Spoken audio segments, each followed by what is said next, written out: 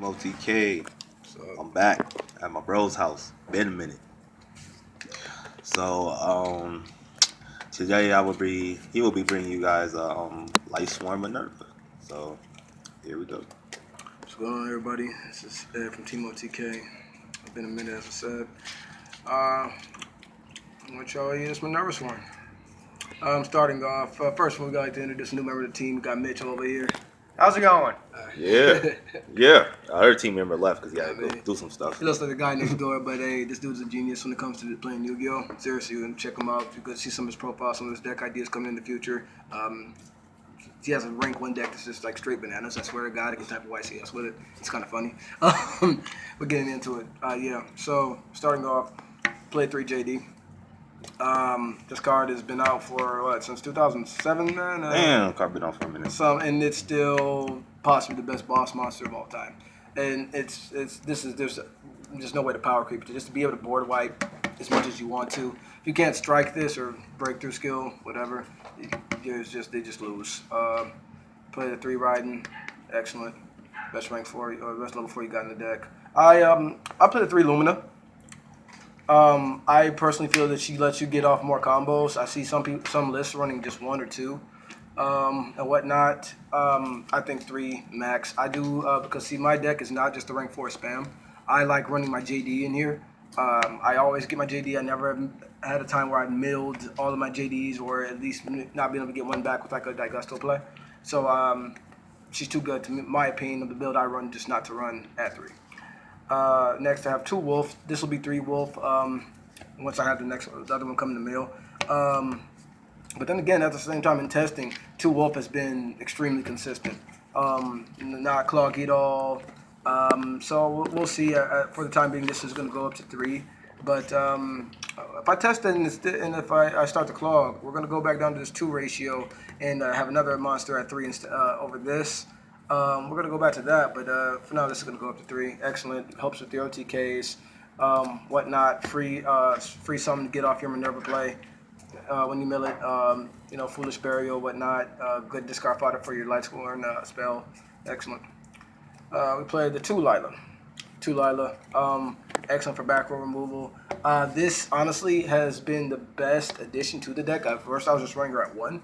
Bumping her up to 2, seeing her a lot more. This baits out strikes. This baits out whatever little back row that they have. Decks like ABC or whatnot, they're running back row, but you pretty much know what it is. It's going to be one of the Solemn Brigade. They're only going to run 4 of those cards max. They run a 40-card deck. There's only 32% chance of them drawing, or 34% chance of them drawing into whatever they have. They're not going to just have a whole line of back row.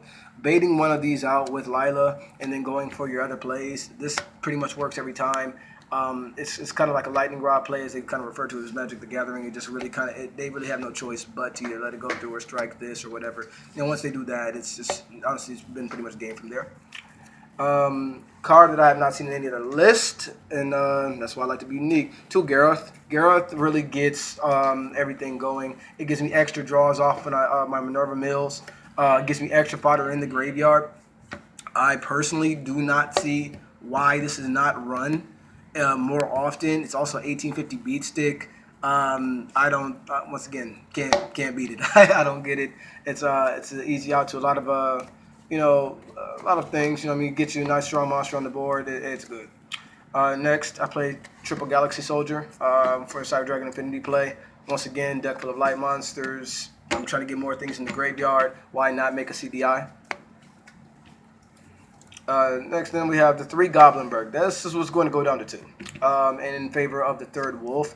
But once again, in testing, this 3-to-2 ratio of Wolf has actually been killer. I like to say. So I don't know if this is going to go down to 2 permanently, but I'm going to try it because my original list on DN and YGO has the 3-to-2 Wolf ratio. This actually has been phenomenal, though. So we'll see what the future brings for that. Next, we played 2 Gem Knight Sardonyx. Number 1, 9-2, cheap to go by. What's the big 19 guy? Garnet. Garnet, yeah. You're never going to see me spending $8 on a super rare normal monster. I don't care what anybody says. Sardonyx does just fine. 1800, 100, attack difference doesn't really make any difference. It's treated like a normal anyway, so you can get it back for maybe a rank 4 play with a Daigusto while it's in the graveyard, treat it like a normal. Once again, I got a play set for $1, supers, so why not? I'm not, like I said, I'm still a budget player. Although I understand what you're about to say, but yeah, I try to be as budget as possible. Um, Next is going to be the 2 Photon Thrasher. Speaks for itself. Get your play started. It's free special summon. Get you out of near Minerva. Second, we got 2 Fairy Tale Snow. Some run 3. So, 2 has been very good. We might bump it up to 3 if you're getting floodgated too much by some certain monsters. But for now, 2 has been great. See it every duel. There's not been a duel where I don't see it, whether it's milled or I open with it. This card honestly should have been an Ultra. I don't know how the whole Fairy Tale Brigade. This is a Sleeper, right, Drake? Sleeper is basically Artifact Durandal. This I don't understand how these were not higher in rarity. These cards are just so good. I mean, it's the disruption play. This makes it so you really don't have to play stuff like Raigeki in the main to get over Floodgate monsters. Once again, I have not been Floodgated one time because of this card. None, at least not from stuff like Christio or Vanities. Next, play double Maxi. Gotta run it. For some reason, I run a 50 card deck, and then at the same time, I keep running into Maxi opening. It's great if I'm going second. And last, we're gonna play the one of your one of Lightsworn just for your names. You're gonna play the one of Baby Minerva, the one of Aaron. Her effect is that I actually used in the duel today, and it was very, very good actually. You're gonna play the one Jane. This is a Fellas. We're going to have a couple proxies here. This is going to be a Fellas. Once again, it's in the mail, just like a couple other cards are. Just play that one, though. Trying to clogs way too much.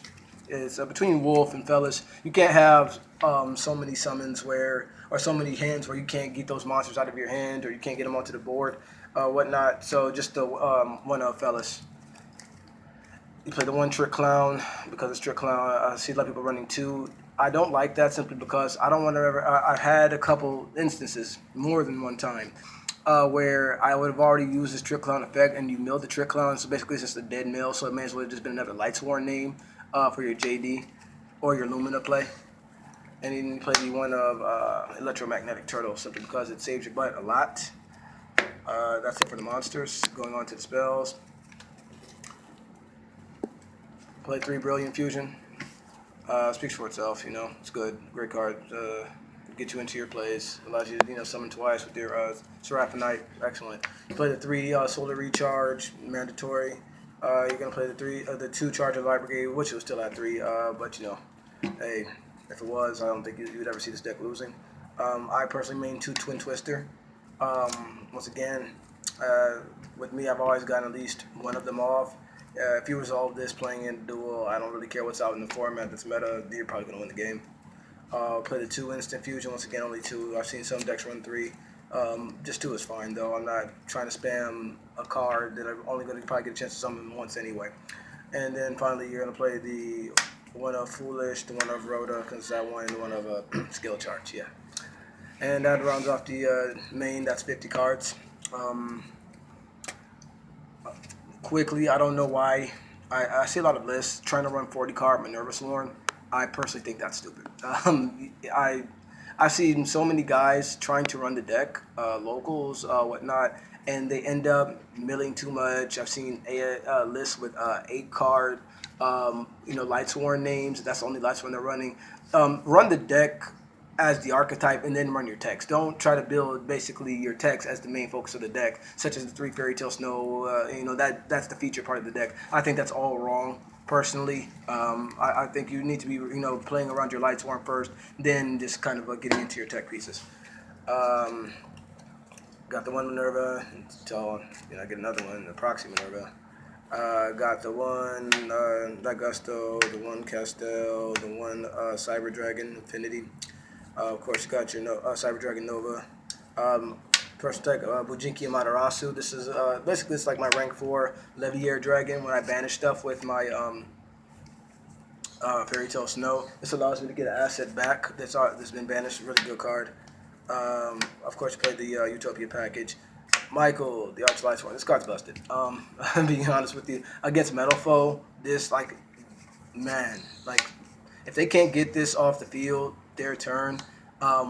which I normally have a lot of protection built up around in farms, or probably have snows in the graveyard or whatever, whatnot, or a Cyber Dragon on the field to protect it. Like, they just lose because, if they can't actually get a chance to pop their scales and, get things off the field to set spell and trap, this card, just banishing scale, is so strong against pretty much everything meta right now.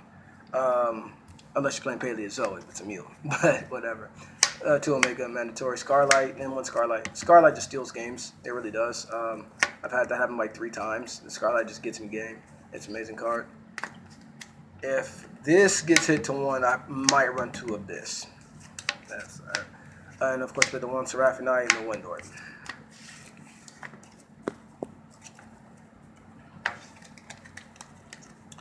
Okay, following side. So I played personal tech choice, been amazing. 3 holding legs. Paleozoic gets smashed by this. ABC back row gets smashed by this. Excellent card. What it does is when it's summoned in any type of way, normal, special, etc., it bounces everything set off the field. If they strike it or whatever they do, it puts it in the graveyard. Or what I do mostly is mill it. And when I mill it, gone are the days really where you have like stuff, unless you're playing against Paleozoic, but even then, where you got just straight set 5. And what it does is I can banish it, target one of my opponent's set spell or traps, and they can't activate that card for the turn. So basically it allows me just off, milling something to get around back row without having to twin twist or anything like that. And it's a level 4, so I can I've had an instance with just now, actually, I got to play against my buddy, where I'll summon holding legs. He has battle traps or whatever, whatnot, or something he doesn't want to waste on the holding legs. Think he's not going to get OTK'd that turn. It bounces his field. Then I can just overlay into something, or I summon Photon Thrasher, and then some of the holding legs bounced, and then went into the Minerva, and he just lost from there. Great card. If you're running any kind of deck that mills, get stuff to the graveyard, that's not BA because you honestly can't overlay into anything, you might want to consider holding legs. 2 Denko Sekka, that's for the Paleozoic matchup. And Metal Foes just lose instantly. They really do. 2 Ghost Ogre. I wanted to play Typhoon over this, but once again, I'm cheap. I don't like to buy them. Flying Sea. That's, honestly, it's for ABC. I know they fuse a lot, but they do a lot of different plays to get in to their fusions, i.e. the first turn Bujinki or the Tsukiyomi play, whatnot. Keeps them from going into any of the rank 4s. Keeps Paleozoic from overlaying into their Tree Toads, etc. It's a great card. Double Breakthrough skill because you mill it. Best card in the game right now, in my opinion. System down for your ABC matchup. You resolve system down against them. They don't have like Magna Reverse or whatever, whatnot. They're just gonna lose. And then for removal or to get over your floodgates, monsters, you play the 1 Book of Eclipse and you play 1 Market sideboard. That's it. All right, guys. Any questions? Anything like that? All right, guys. This was Trey from Team OTK. This is my bro Ed from Team OTK, and my bro Mitch, newest member of Team OTK. Welcome to the fam.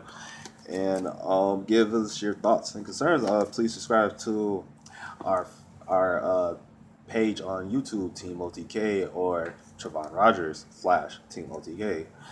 Please like our fan page on Facebook, Team OTK, and I just created a Twitter for Team OTK, so like and follow us on Twitter and Instagram, because I made an Instagram one too.